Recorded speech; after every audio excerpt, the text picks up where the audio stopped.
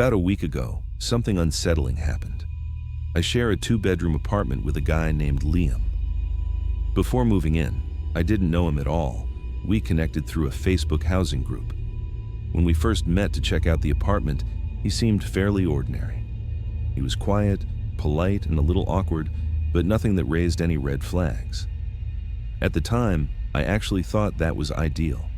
I wasn't looking to make a close friend, just to live with someone dependable who would split the rent and not wreck the place. For the first few months, everything went smoothly.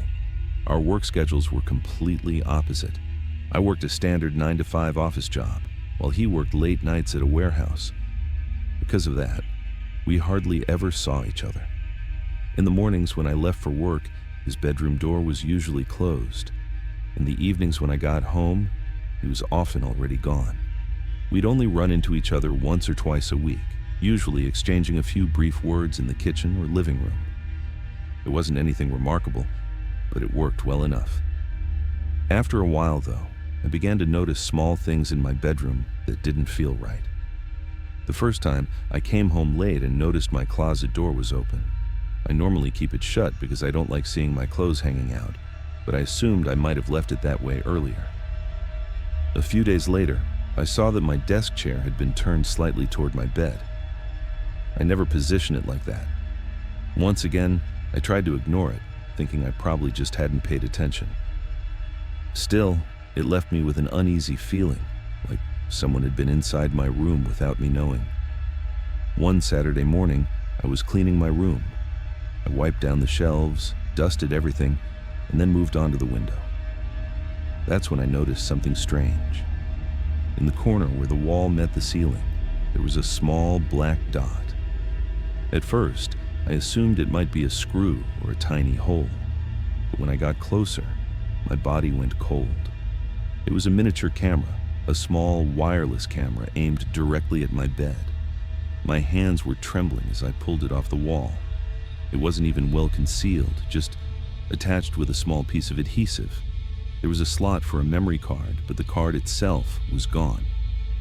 I stood there holding the camera, feeling nauseous. My mind raced through all the nights I had spent in that room, sleeping, changing clothes, even being intimate with women.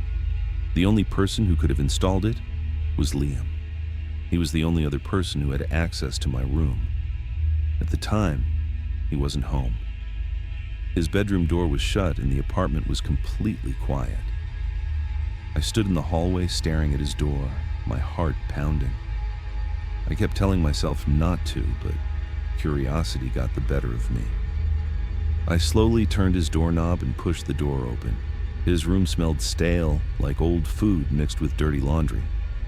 The blinds were closed and the room was dark despite it being midday. His bed was messy, and his desk was covered in papers, loose change, and unopened mail. I looked around briefly, expecting to find another camera or maybe recordings on his laptop, but nothing obvious stood out. It was just a cluttered, unkempt room. I closed the door and went back to my own room, but the sense of unease wouldn't leave me. I decided to test him. I placed the camera inside my nightstand drawer, tucked underneath some socks. My idea was straightforward. If he came searching for it, I'd have confirmation that he was the one who planted it. For the next 2 nights, nothing happened. I was still on edge, but since there were no signs of anything strange, I began to wonder if I was overthinking everything. Then, the 3rd night came. I woke up around 3 a.m. At first, I didn't know why I'd stirred, but then I heard a sound. It was faint, like wood sliding against wood. A moment later, I realized it was coming from right next to me, from my nightstand drawer. I cracked my eyes open slightly, pretending to stay asleep. In the dim light filtering through the blinds, I saw someone standing there. It was Liam.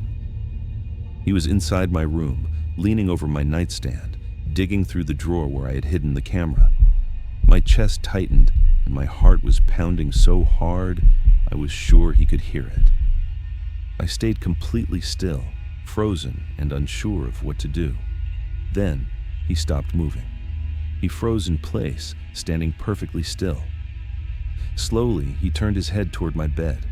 He was staring directly at me. For a brief moment, I thought he might be unsure whether I was awake. Then he spoke and said he knew I was awake. Hearing that sent a chill straight down my spine. He then asked me what I had done with it. I immediately sat up, my fear quickly turning into anger. I demanded to know why he had put a camera in my room. He looked at me and claimed he did it because he thought I was stealing from him. I told him that excuse was ridiculous and made no sense. I pointed out that the camera was aimed at my bed and told him it was one of the sickest things I'd ever encountered. He tried to justify himself by saying he just wanted proof, but I didn't believe him. I accused him of lying and spying on me. We started shouting back and forth. He kept insisting that I was overreacting. I told him I was going to report him to the landlord and possibly even the police. My voice was shaking, fueled by both fear and rage. Finally, I ripped open the drawer, grabbed the camera, and held it up, telling him it was evidence and that he would never get it back. I stormed out of my bedroom, went into the kitchen, and threw the camera straight into the trash, thinking I had broken it. I warned him to stay out of my room and told him that the next day I would be informing the landlord about everything. Liam stood in the hallway with his fists clenched, staring at me with a completely blank expression. Without saying another word, he turned around and went back into his room. I didn't sleep at all for the rest of that night. I stayed on the couch with the TV on, too scared that he might come back into my room. Every small noise in the apartment made me jump. When morning finally came, I checked the trash can. The camera was gone. That was a week ago. I told the landlord everything that happened. He said he would look into it, but so far, nothing has changed. Liam is still living here. We don't talk, but the way he looks at me whenever we pass each other makes my skin crawl. It feels like he's waiting for me to say or do something. I still don't know his real reason for putting the camera in my room. His claim about me stealing was clearly a lie. I have no idea what he wanted to record or what his intentions were, and honestly, I don't want to know. Every night when I lie down in bed, though, I can't shake the fear that there might be more cameras hidden around me, maybe in places I wouldn't even think to check. I searched the entire room and couldn't find anything else, but the thought still lingers in my mind. Last night, I was up late when I heard footsteps coming down the hallway. They stopped right outside my door. For more than a minute, there was nothing but silence, except for the faint creaking of the wooden floor from the pressure of someone standing there. He stood outside my door for a couple of minutes like a creep before I finally heard his footsteps move away. I'm currently trying to figure out how to move out as soon as possible. I'm also looking into whether it's even possible to press charges for invasion of privacy or something similar. The problem is, I didn't think to take a photo of the camera or record our confrontation. I don't have any text messages from him admitting he placed it there.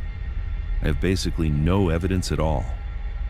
Still, I'm hoping for the best, because right now, I honestly have no idea how this situation is going to end.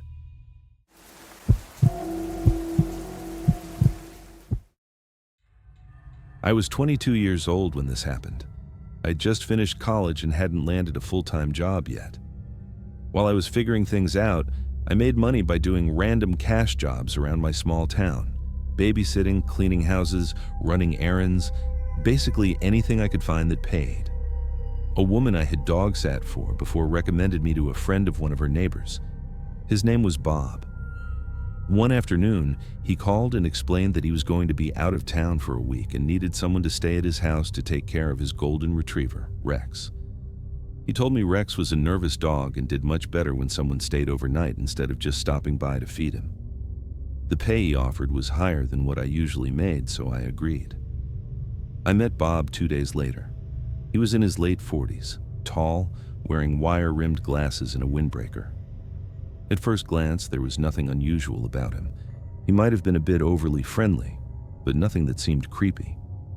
His house was located on the edge of town, set back in a wooded area.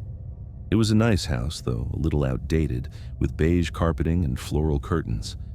He showed me around, explaining how often Rex needed to go outside, where the spare key was kept, and what food in the fridge I was allowed to use. He told me I could sleep in the guest bedroom, which was just off the living room on the first floor. I started the job on a Monday. The first 2 nights were completely uneventful. I watched TV in the living room, took Rex on his evening walks, and then went to sleep in the guest room with Rex curled up at the foot of the bed. Everything changed on the 3rd night. I was sitting on the bed scrolling through my phone when something caught my attention.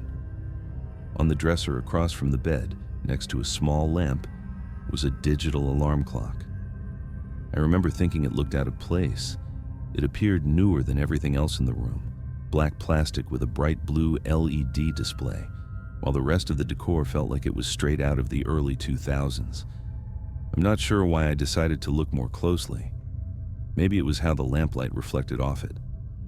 As I leaned in, I noticed a tiny, perfectly round black hole just above the numbers. At first, I assumed it was some kind of sensor, but then I realized the angle of it. That small hole was aimed directly at the bed. My stomach dropped.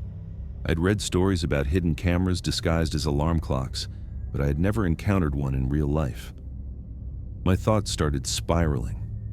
I picked the clock up and noticed it was heavier than expected, and I could hear a faint buzzing inside, like a tiny fan running. I turned it toward my face and stared straight into the small black opening.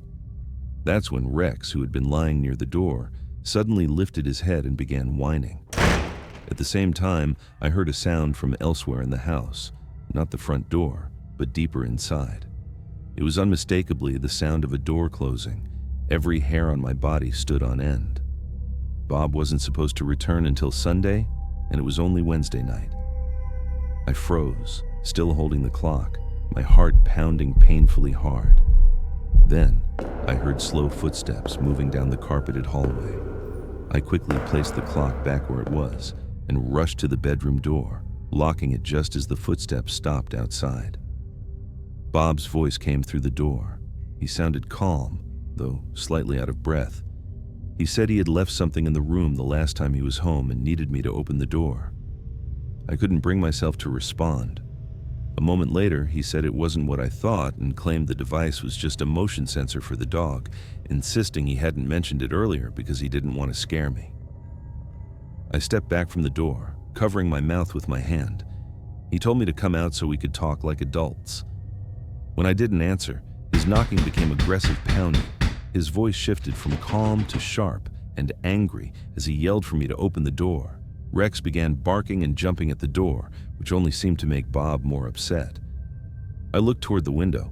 It was low enough to climb out of, but it was locked. My hands were shaking so badly that it took 3 tries to open the latch. Behind me, Bob continued pounding, now shouting that if I didn't open the door, he would get the key and call the police, claiming I had broken into his house. I didn't stick around to hear anything else. I shoved the window open, climbed out awkwardly, and dropped onto the grass outside. Rex tried to follow me, his nails scraping against the window ledge, but he didn't jump out. I ran through the side yard and down the gravel driveway until I reached the road. I still had my phone in my pocket, so I called my mom, who lived about 15 minutes away, and told her to come get me immediately.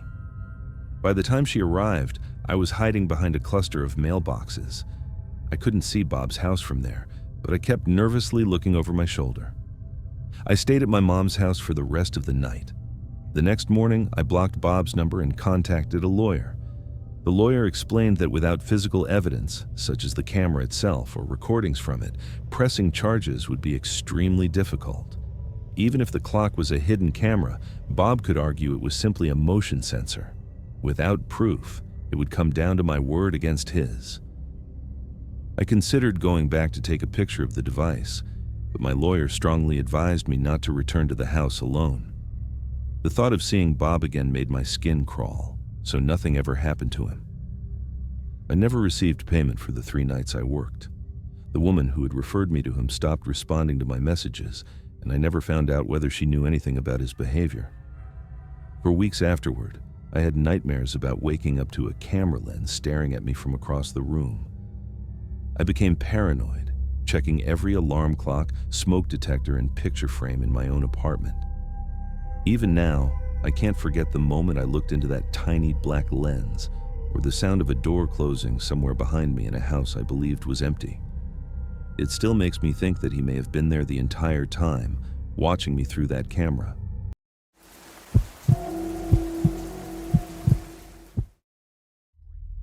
I reserved the Airbnb toward the end of September, about a week before my girlfriend Lisa and I were scheduled to spend a few days visiting her sister in a small town roughly 3 hours away from where we lived. I chose that place because it was inexpensive, close enough to her sister's house, had solid reviews, and looked comfortable in the listing photos. It was described as an old 2-story home with a wraparound porch, warm yellow lighting in the living room, hardwood floors that gave it a fairy tale-like charm, and one small note in the description that didn't seem important at the time. Guests were not allowed to access the basement storage room. I'd stayed in rentals before where certain areas were restricted, usually because the owners stored personal belongings there, so it didn't strike me as unusual. But when we arrived just before sunset on the first evening, the house appeared more worn than it did in the photos. There was also something unsettling about how isolated it was. Only one other house was visible far off in the distance, and the property was surrounded by dark tree lines with a narrow road leading in, which made me hesitate for a moment. The host, Alan, was already waiting for us on the porch before we even stepped out of the car. He was tall but slightly stooped, probably in his late 50s, with thin gray hair neatly combed over. He wore a perfectly pressed flannel shirt tucked into his jeans. He smiled at us, but it was the kind of smile that didn't quite reach his eyes, almost too polished, like something rehearsed. His gaze lingered on us a bit too long when we shook hands. Although his voice sounded friendly, there was a subtle firmness beneath it as he began showing us around. He led us through the front door into a hallway that smelled faintly of dust mixed with something sweet, almost like candle wax, though I didn't see any candles. The living room had a large couch facing an older television. The kitchen was clean but outdated. Upstairs, there was a single bedroom with a large bed beneath a ceiling fan and a small dresser with a mirror. When we returned downstairs, Alan stopped at a door near the kitchen and tapped a heavy padlock hanging from it. In a noticeably more authoritative tone, he told us that the door was to remain locked, that it was his storage space, and that there was absolutely no reason for us to go down there. This time, he didn't smile. He simply moved on, pointed out where the extra towels were in the bathroom, wished us a pleasant stay, and then left through the front door. After he was gone, Lisa and I unpacked, made some tea, and sat on the porch for a while, listening to crickets and the occasional rustling of leaves in the trees. By the time we went to bed, the quiet felt almost unsettling. No traffic, no distant voices, just complete silence. Sometime after midnight, I thought I heard a faint, dull thud coming from below us. I stopped and listened, but it didn't happen again, so I convinced myself it was just the house settling. The next morning, we went into town for breakfast, browsed a few shops, and met up with Lisa's sister for lunch. We stayed out until just after dark, then returned to the house to cook dinner and watch a movie. Around 2 a.m., I woke up to use the bathroom. As I was heading back upstairs, I froze halfway up the staircase when I heard a dragging sound coming from the basement, like something heavy being pulled across a rough floor. It lasted about 5 seconds, stopped, and then started again. My first thought was that Alan might have come back to retrieve something, but he had specifically said he wouldn't be around during our stay. I stood there listening until the noise stopped, then went into the bedroom and quietly asked Lisa if she was awake. She whispered that she was, and that she had heard it too. We stayed awake for another 30 minutes, but the sound didn't return. The second night was worse. We had spent the day hiking and were completely exhausted, but around 2:30 a.m., the noises started again. This time, it wasn't dragging. It was footsteps. 4 or 5 steps in a row, then a pause, then 3 more. Each pause lasted just long enough to make it feel like whoever, or whatever, was down there was listening. Lisa whispered that she thought she could hear breathing between the steps. My heart was racing. but I didn't want to move and risk making noise. We lay there, eyes wide open, staring at the ceiling until morning. By the third morning, the house felt different. We still went out and did tourist activities, but every time we returned, it felt like a heavy presence settled over the rooms. During the day, I decided to check the basement door. It was still locked, but when I leaned closer, I noticed a faint, unpleasant smell. Stale, damp air mixed with something slightly sour. That night, the noises started earlier, around midnight. First, there was a faint metallic clinking sound, like metal lightly tapping against something hard. Then, the footsteps returned, on and off, for nearly an hour. Lisa barely spoke before we went to bed. The fourth night was what finally pushed us over the edge. While getting ready for bed, Lisa suddenly stopped brushing her hair and asked if the smoke detector above the bed looked strange to me. At first, I didn't notice anything unusual, but when I stood on the bed to get a closer look, I saw a small, perfectly round black dot in the center that was shinier than the surrounding plastic. A wave of dread hit me instantly. I grabbed a chair and unscrewed the smoke detector. Inside, there was a small battery-powered camera with a green light glowing. Lisa sat on the bed, pale and silent, while I searched the rest of the room. I found another tiny lens hidden behind a hole in the wall near the dresser mirror. Both cameras were aimed directly at the bed. That was it. We stuffed our belongings into our bags without bothering to fold anything and left the house immediately without speaking to the host.